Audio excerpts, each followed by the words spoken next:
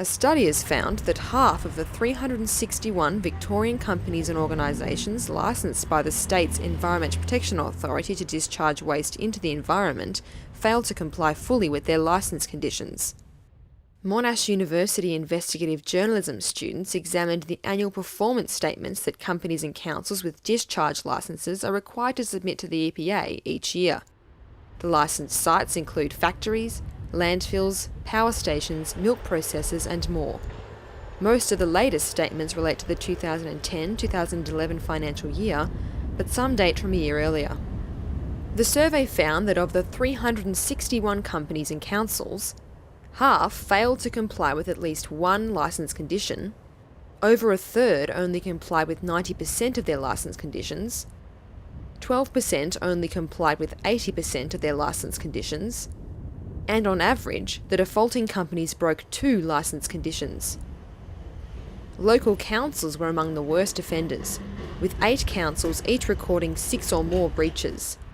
Together, these councils accounted for more than 60 of the total 382 breaches.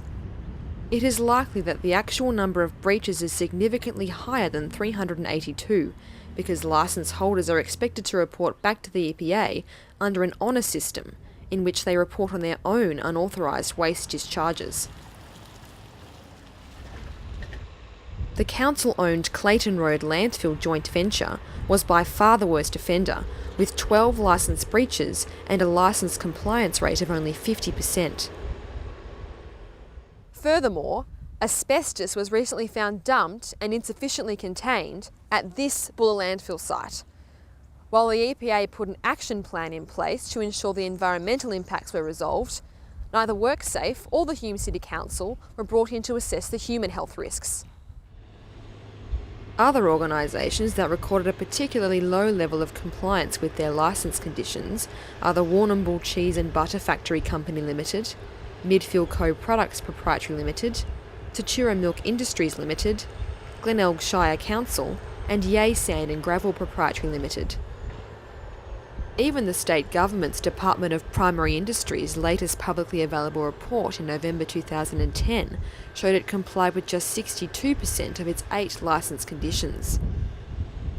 The most common breaches were for conditions relating to the discharge of waste to surface water, discharge of offensive odours beyond site boundaries, contamination of land or groundwater, discharging contaminated waste into stormwater, discharging waste to air, land or groundwater contrary to licence conditions, and breaching conditions for the discharge of waste to the air contrary to licence. Despite the high number of discharge transgressions, the EPA has not used its prosecution powers readily against companies or councils that failed to comply with their licence conditions. Figures supplied by the agency show there were just 6 prosecutions for licence breaches in the 2010-2011 financial year, and 4 a year earlier. On top of this, there were a total of 68 penalty infringement notices, 32 warnings, and 586 notices of contravention, which direct recipients to take some works or activities. The annual performance statements of some of Victoria's biggest companies are inexplicitly listed as not available.